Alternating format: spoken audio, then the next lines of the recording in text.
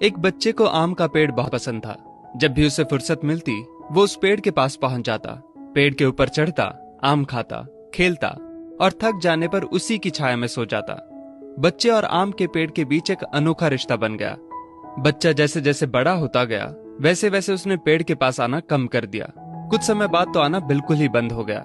आम का पेड़ उस बालक को याद करके अकेला रोता। एक दिन अचानक पेड़ ने उस बच्चे को अपनी तरफ आते देखा और पास आने पर कहा, तू कहाँ चला गया था? मैं रोज तुम्हें याद किया करता था। चलो आज फिर से दोनों खेलते हैं। बच्चे ने आम के पेड़ से कहा, अब मेरी खेलने की उम्र नहीं है, मुझे पढ़ना है, लेकिन मेरे पास फीस भरने के पैसे नहीं हैं। पेड़ ने कहा, तू मेरे आम लेकर बाजार में बेच दे, इससे जो पैसे मिलेंगे उससे अपनी फीस भर देना। बच्चे ने आम के पेड़ से सारे आम तोड़ लिए और उन सब आमों को लेकर वहां से चला गया। उसके बाद वो फिर कभी दिखाई नहीं दिया। आम का पेड़ हर पल उसकी राह देखता रहता। एक दिन वो फिर आया और कहने लगा, अब मुझे नौकरी मिल गई है, मेरी शादी हो चुकी है, मुझे मेरा अपना घर बनाना है, लेकिन इसके लिए मेरे पास अब पैसे नहीं हैं। आम के पेड़ ने कहा, तू मेरी सभी डालियों को काट कर ले जा, उससे अपना घर बना ले।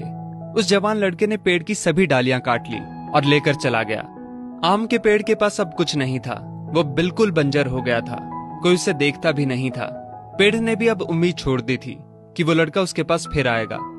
फिर एक दिन अचानक वहां एक बूढ़ा आदमी आया। उसने आम के पेड़ से कहा, शायद आपने मुझे पहचाना नहीं, मैं वही बालक हूं जो बार बार आपके पास आता था और आप हमेशा अपने टुकड़े काट कर मेरी मदद करते थे।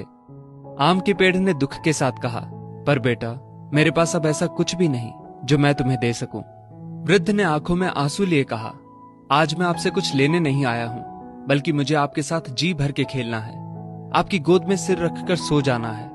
इतना कहकर वो आम के पेड़ से लिपट गया और आम के पेड़ की सूखी हुई डाली फिर से अंकुरित हो उठी।